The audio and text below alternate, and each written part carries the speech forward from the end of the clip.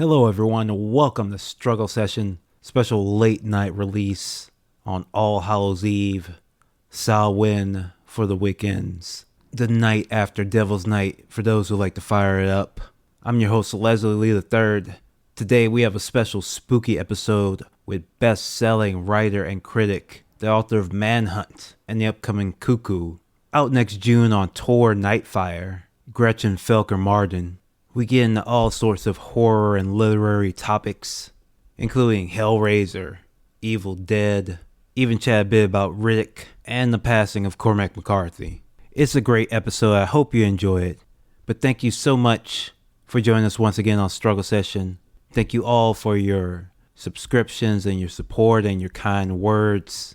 I'm still hanging in there with long COVID, thanks only to your support, so I really appreciate it. If you haven't subscribed yet, just head to sesh.show. You can find the link to the Patreon, the Substack, the Supercast. If you can't subscribe, hey, help us out by giving us a 5-star rating or just telling a friend about the show.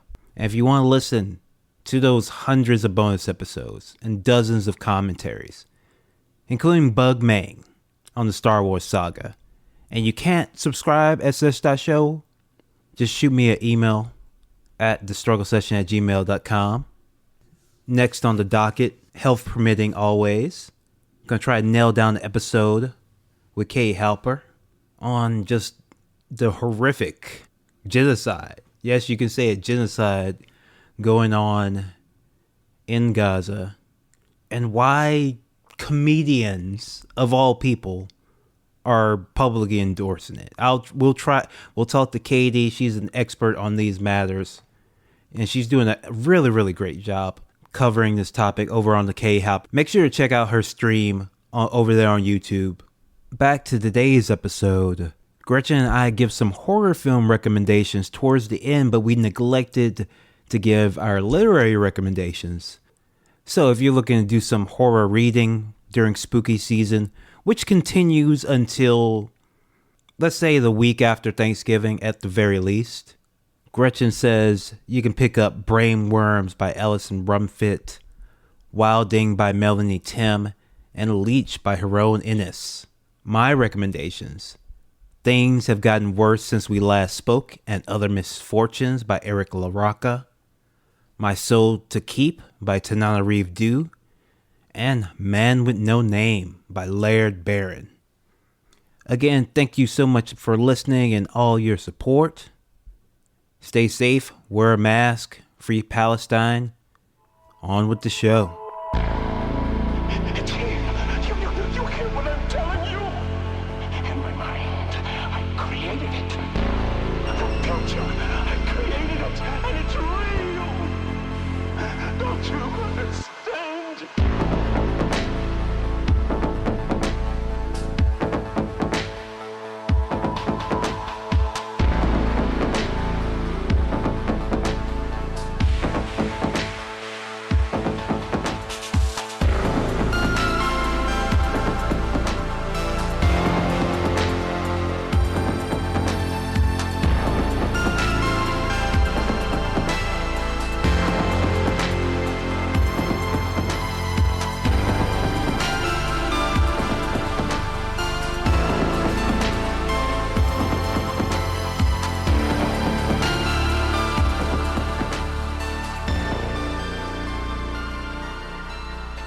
So Gretchen, I just moved and I need something to put on that I can listen to while I was moving, but something hopefully I already heard before, so, in case I miss parts. And what I decided to put on was your book again, Manhunt. And I had there's so much energy in it, and it just hits you right off the bat. And I don't think I've ever actually talked to you about this, because I think the last time we talked was before the book came out, before I got a chance to read it. But man, it was a great book. I just want to congratulate you on all of the accolades. They're well earned, well deserved. I would highly recommend, if you haven't read that, to go ahead and check it out. Leslie, thank you so much. Your opinion means a lot to me, and I'm so glad to be back on the show. Glad you've done with your move. God, I have literally, I've done mushrooms and had the realization of my trip be that moving is the worst part of my life and I need to never do it again. I have to say it's not far off. I've done it a couple of times. I've done it across overseas twice. I feel good about getting rid of stuff. I feel good about doing stuff like giving away books. But what you're left with, having to move that shit, man, this is one thing I would like when we finally get to full communism. Just have every apartment's already furnished, standard equipment. That would save my. I would be so much happier with that. I would be so much happier with that. Please, please, please. Like, you got a few options. You can swap, this one for that one. But more or less, like, when you get there, your shit's set up. You don't have to worry about it. It's not a nightmare like the nightmare in Manhunt, that post-apocalyptic world that you created that's so fantastic. I want to talk a little bit about it because I want to get a little bit horror adjacent. Because I haven't had a chance to talk about the passing of Cormac McCarthy. And obviously, reading Manhunt, you feel that, I felt a lot of, Cormac McCarthy in there, the road in there. Is that a fair assessment? I mean, that's a really high compliment that I would never even think to look for. The Road is one of my favorite novels. Cormac McCarthy was, until very recently, one of my favorite living writers. If you haven't read any Cormac McCarthy and you want to get some spooky stuff, you got a couple options. You do have The Road, which is, this post-apocalyptic horror novel where this father and son are trekking across the country in this completely desolate world. It's just absolutely it's strangely a breezy read. Is a hard read but breezy. You can do it in like an afternoon if you really want to. It's not a big book, but man, it's so effective, and the language he uses is so evocative. Also, that a book that I also feel kind of is horror, Blood Meridian. Oh, for sure. It is a Western. It's about, this band of bandits trekking across the desert, but like the real story, how it really happened, where it's just murder and rape and war for no reason. Right, the Glanton gang. When I think of McCarthy's impact on horror and his impact on me, I think about that scene in Blood Meridian where the kid, the nameless protagonist of the book, has just been through everything. He's been through mass scalpings and sexual assault and murder and every horrible thing you can think of. He's done it. He's had it done to him. And he finds this little old woman in the hills and he starts to just pour himself out to her and talk about everything he's been through and how it has broken him down and how terrible it's been and how empty he feels. And then he reaches out to touch her and she tips over and she's been mummified by the desert air and has been dead for years. It's just like one of the greatest passages in modern horror, and you can't tell me that's not horror. Oh, absolutely. But one thing that Cormac has got going for him that a lot of other writers of horror don't have, he got the respect. He got that literary respect. He got that literary label, even though he was essentially a genre writer. And he wrote about, some of the most horrific, violent, disgusting things, but still was able to get on Oprah's Book of the Month Club. And so this brings me to another thing I wanted to talk to you about, because, Gretchen, you have not been afforded that same, as a capital H horror genre writer, you haven't been afforded that same, rolling out of the carpet, that same understanding of where that need to talk about dark things and violence in your work comes from. And this is something that has been really, really hitting kind of a tipping point on literary Twitter, or book Twitter, as they call it, where it comes up perennially. I feel like it almost started back in the Tumblr days, where the idea is that representation of, violence in horror, of sexual violence in horror especially, is some sort of endorsement of it, right? Or could even cause it. It's the whole, what was the comic book? It's the Hays Code. The Hays Code stuff all over again, but wrapped in now this pseudo warm, progressive language about consent and understanding. And you've been talking about this, and you actually wrote an article in Time last year called "Why We Love Violent Delights," which is excellent. So, could you tell me what is going on with this thing? Because I want to talk about it on the show for a while. Because I like really transgressive horror and like really fucked up books, fucked up movies. But that doesn't make you a fucked up person. As you go into the article, it's a way to help a healthy way to help process negative emotions. Yeah, I mean, I firmly believe that. I think that, I mean, human beings walk around all the time experiencing thoughts and emotions that if you acted on them would make you a bad person. But just having them doesn't do that. The action is the only meaningful component. I think everyone probably fantasizes about murder. Everyone fantasizes about violence. Everyone fantasizes about doing horrible things and having horrible things done to them. And, a lot of people classify these fantasies as like anxieties. But indulging in them is still a form of fantasy. You're still acting out a desire for contact with these emotions. And I think that horror can really help you embrace that. It can help you see where that stuff is coming from. It can help you respond in sort of like a mature fashion to negative emotions. And, obviously it's not all therapeutic. Everyone loves roller coasters. Sometimes it's just cool to watch the goopy reanimation scene in Hellraiser because it's cool.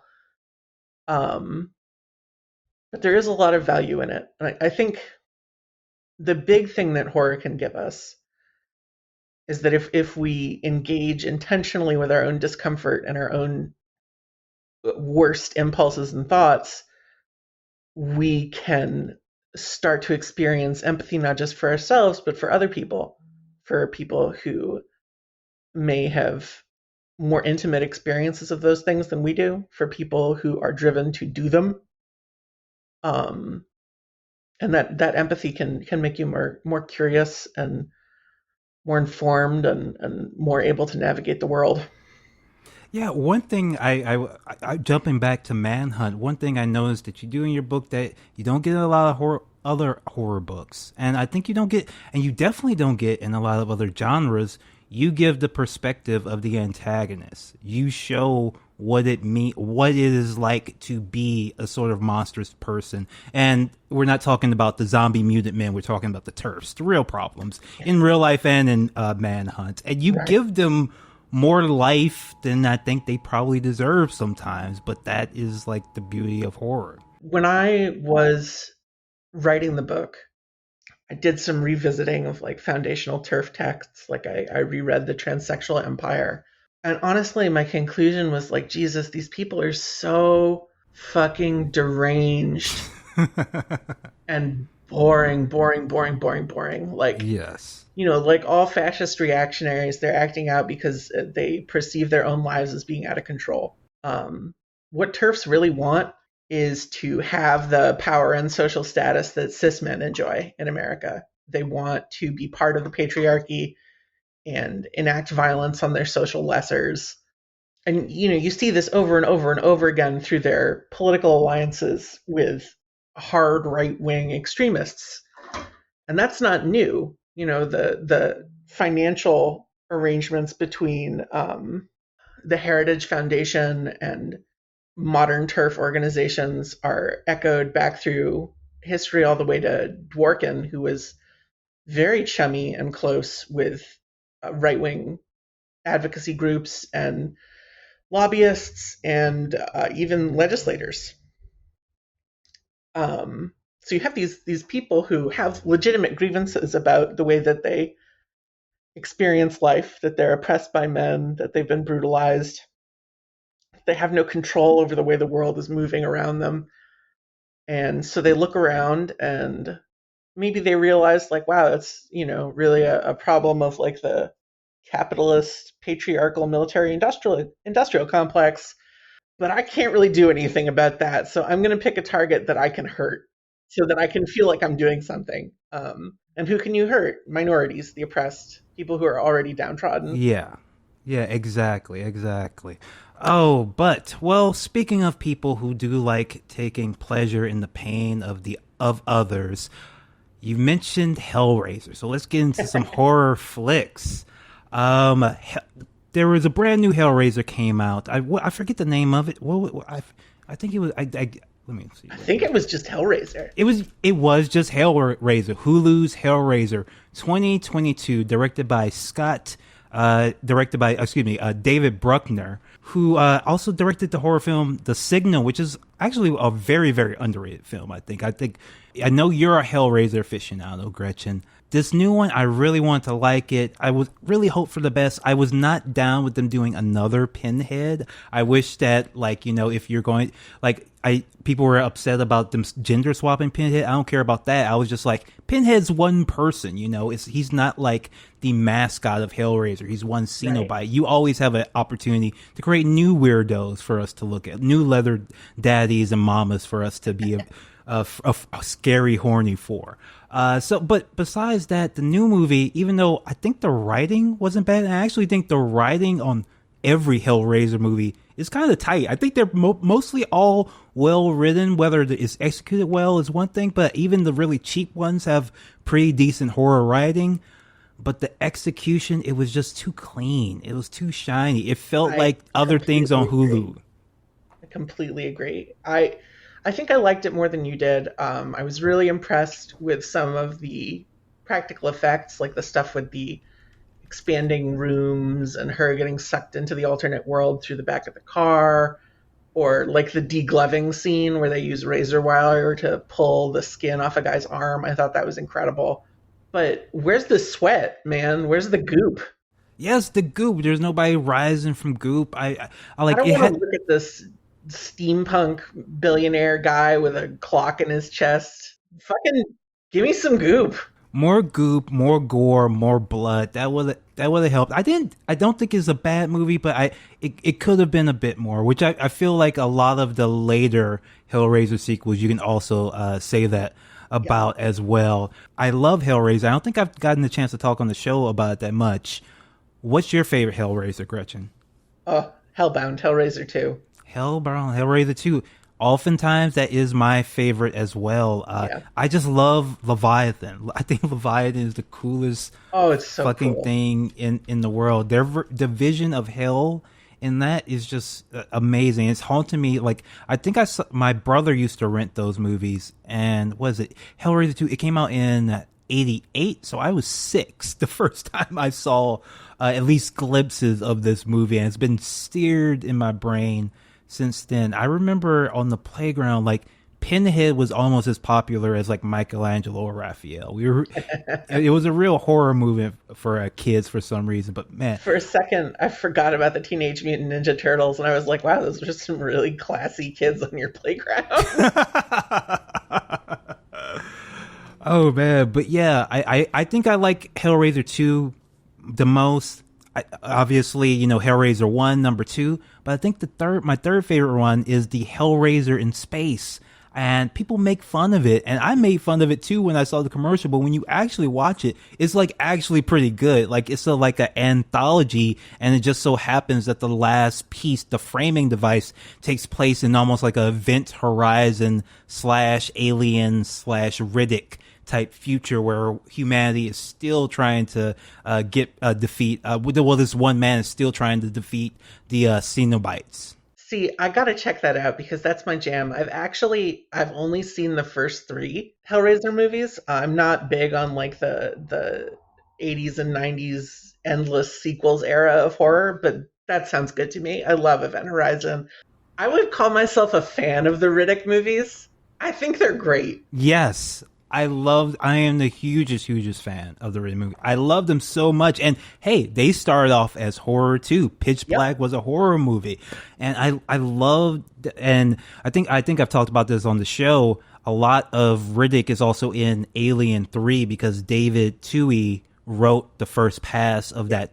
Maybe I don't know if the first which pass of the script he wrote, but he wrote one pass of the script, and that's why it actually takes place on that prison planet, which is very similar to what you see about the slams in Riddick. And I just love the Riddick universe so much. And Vin says he's making another one.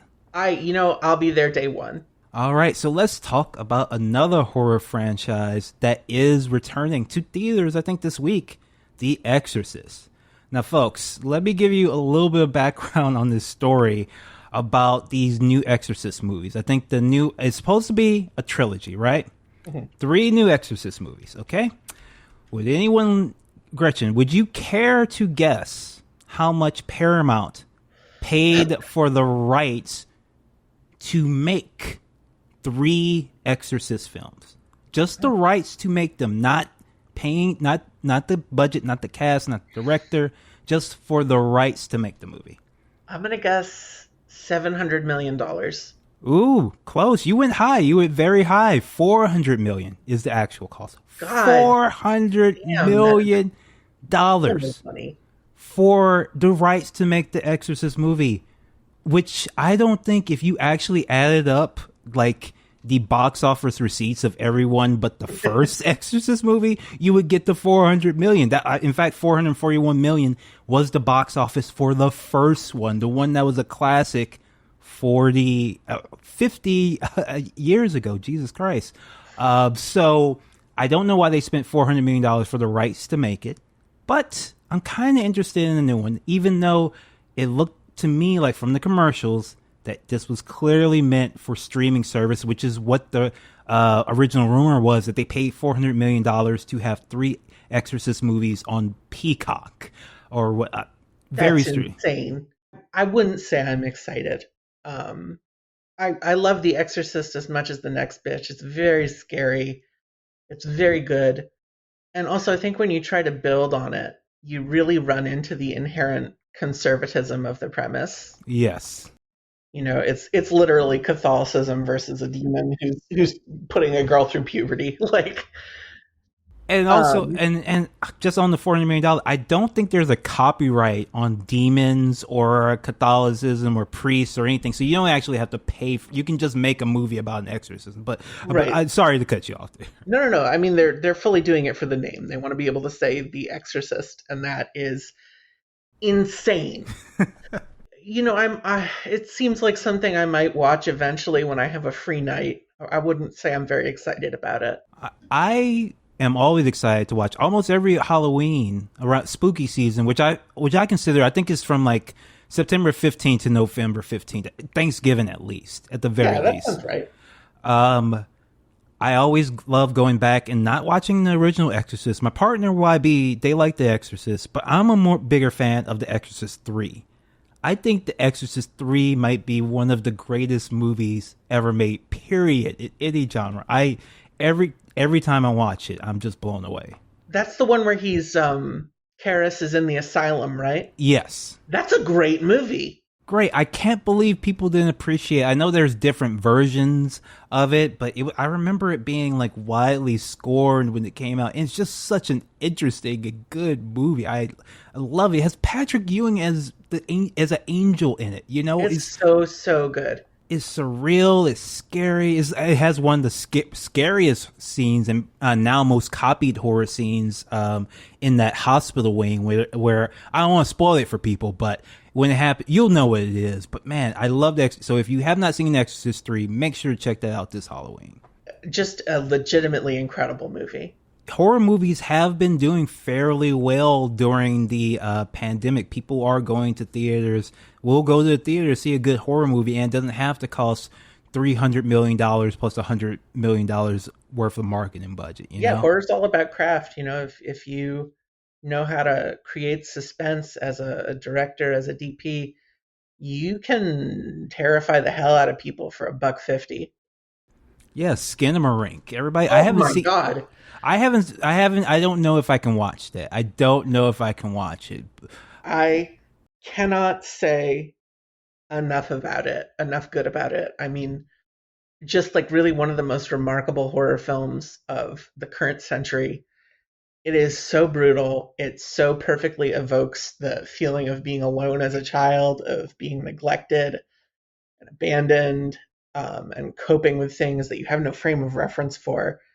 It is so fucking scary. All right, I don't know if I can see. It seems so engrossing. Right now with long COVID brain, I think it would be too scary. I think I would actually get stuck in the Skinamarink house if I watched it. That's how I feel like it. But man, all right. But getting back to our rundown of all these, these long sequel, prequel remakes. Evil Dead Rise. I'm not the biggest Evil Dead fan. I still think, the first Evil Dead is probably the best one. I do like 2 a lot.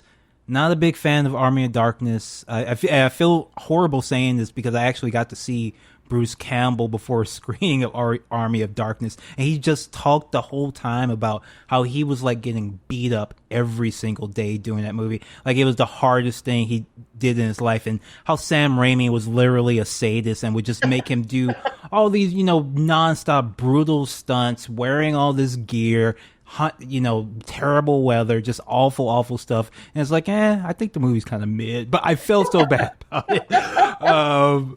But Evil Dead, but I do have to say, Ash versus Evil Dead, pretty much the perfect TV show. Absolutely amazing show. Man, I had a really surprisingly good time with that show. I was really taken aback. Yeah, I had no interest in watching it because I don't like the comedy element of Evil Dead, but the show is just perfect. It just strikes the perfect tone. I really, really like that. But on to Rise, the new Evil Dead movie. Strangely enough, I liked it, but by the end, I thought it was a little bit too mean. I think because the characters that they picked, they seemed even more vulnerable. I think maybe it's just the fact that teenagers from the 70s and the 80s were mostly like 20-year-olds, and these teenagers really look like teenagers, like you see, and they're not as cool, and they haven't lived as much life, and they're still end up brutally dead before they've even had a chance, to do any, like a keg stand or anything. They just seem so innocent, never got to really get out there and deserved to get, brutally murdered. I'm not necessarily opposed to watching innocent people die in a horror movie. I think that can be really moving. You look at something like The Witch, which just like makes a whole meal out of that. I was not wild about Evil Dead Rise. I mean, for a start, what the hell is the opening sequence doing in that movie? Why is that there? Why do we care about it? Oh, remind me. I remember. That's scratching the itch. What happened in that? It's that cabin by the lake where all the guests get dead-eyed. Yes. God, thank you for mentioning that. Like, what was that? They circle back at the end. They're like, "Oh, this is the woman who leaves for the vacation," and it's like, okay. And yeah, I mean, I thought it was just kind of a thin movie. I dig all the evil mommy stuff. That's like a great conceit, but it just wasn't doing much for me. I was sitting there like, well, I've seen better versions of this movie over and over and over. Yes. I think I liked the cheap ass Grudge 3, which kind of had a similar feel, like American apartment horror feel. I actually think I kind of liked that a little bit more than Evil Dead Rise, even though there was some good stuff, and I really like the lead actress. I think she's I think she's done a few horror things lately. Yeah, good performer. Apartment horror is such a rich genre, and I was really ready to like it, but it didn't do much for me. All right, so were you able to catch up with our girl, The Nun? I have never seen The Nun. See, here's the thing. If you watch the Nun movies, you will come across feeling the same way. I feel like all those movies, The Nun, Insidious, and there's one other one, the Paranormaling or whatever. Oh, they're all shot like episodes of CSI. Just like the laziest, most boring, undersaturated crap. I watched what's the really boring basic one that introduces the Patrick Wilson and Vera Farmiga characters. Oh yes, The Conjuring. The Conjuring, that's it. And I was just like, why was this made? How did this make money? You're just like tapping a button that says horror movie over and over and over again. I do have to take it back a little bit though. I do have to take what because I did enjoy Insidious 3, which was directed by Patrick Wilson himself. And There's some weird stuff in those ones. The dream stuff and the monsters and it's such a weird movie. Like he's trying to make like he's trying to reference like all the horror greats, like Fulci and like Argentino in like Insidious 3, and he doesn't quite know what I think it's his first time directing, but it's kind of an endearing movie, and I end up really liking it, even though it's not a great movie. Just him trying, like an actor, him just trying all this shit, throwing all this shit off at the wall, ended up being kind of fun. Yeah, no, I believe it. I've only seen the first one. All right, so Gretchen, before I let you go, any horror recommendations, any movies we haven't talked about that you would recommend people check out? If anyone has not yet taken the opportunity to see Talk to Me in theaters, that is a really fucking scary, classic ghost story. Good twists. Just a really well-made, scary movie. Skinamarink obviously gets my vote.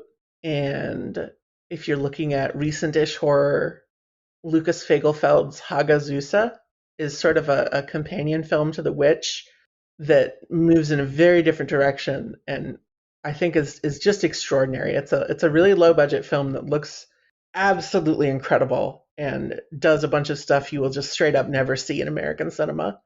Oh, one more film we have to watch. I can't skip this one. Scream 6. I am going to disappoint you. I have only seen the original Scream, which I think is like a fun time. I would say stick with that. Why? Maybe Scream 2. Maybe try Scream 2, but that's it. Okay. Scream 6.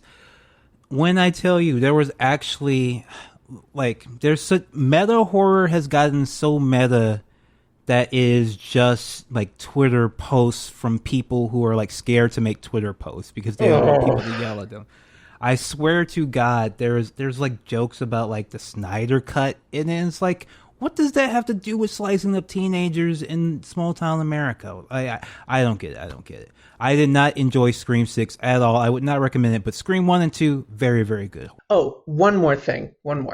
Given that it is Halloween season, if you have never seen it, just do yourself a favor, block off a couple hours, and go watch the Francis Ford Coppola Dracula movie. It is the ultimate Halloween movie. It's so good. It's like a vision of an alternate Hollywood where special effects, practical effects just went completely insane. You will not regret it. It's so good. I love that movie. Me and Jamie Peck watched it for Vampire Castle, along with I think Werner Herzog's Nosferatu. And those are great. Yeah, two of the best Dracula movies you're ever going to see. Dracula has a lot of hits out there. I mean, there's lots and lots of good Dracula movies. You got Dracula, you got the original Nosferatu, you got Blackula, which is a great fucking movie. Lots of good Dracula goddamn movies. Absolutely. Ganja and Hess, Only Lovers Left Alive. I mean, the hits never stop. Gretchen, best vampire. Oh, man. That is so hard. No, it's not. Lestat. Lestat is objectively the best vampire. I could lay it out for anybody who wants to hear, but Lestat is the ultimate vampire. If you dive into the lore, if you dive into, the extended universe of Lestat, he is objectively the best vampire. He is for sure the vampire who has done the most stuff. Yeah, he's done the most stuff. Did more than even Dracula has done. I don't care. Even you got your Dracula that goes to the future. Lestat, I think he can surpass even that. Okay, Absolutely. I think. All right, Lestat definitely the best vampire. But before Gretchen, I let you go. You got a new book coming out. I do. What can you tell me about it? So it's called Cuckoo, and it is coming out next June. It's about a group of queer and trans teenagers who are sent to a conversion camp in the early 90s. And once they get there, they discover that kids are being brainwashed and possibly replaced by identical copies who are then sent home to the parents. Oh, shit. Yeah. That's wild. That's wild. I'm very much looking for that. That sounds very, very cool. I really hope you enjoy it. Oh, I'm looking forward to it. But I do have to ask one more question, one more horror controversy that I've seen been popping up. Can horror have a happy ending? I mean, it can. Am I going to like it? Probably not. Yeah. There at least has to be some sort of sacrifice that, like, right. You still feel, where it's not a happy ending. It's got to happen. Yeah, something bad had to happen. Even if some people survive, it has to be something that's going to haunt them for a while for it to really be horror. 100%. All right, Gretchen, thank you so much for joining us today on Struggle Session. Where can people find you? People can find me on Twitter at Scumbelievable and at Patreon under my own name. Leslie, thanks so much for having me on again. It's a real pleasure to be on the show. Oh, thank you so much for coming on. All right, folks, that was Struggle Session. Have a good one. Peace.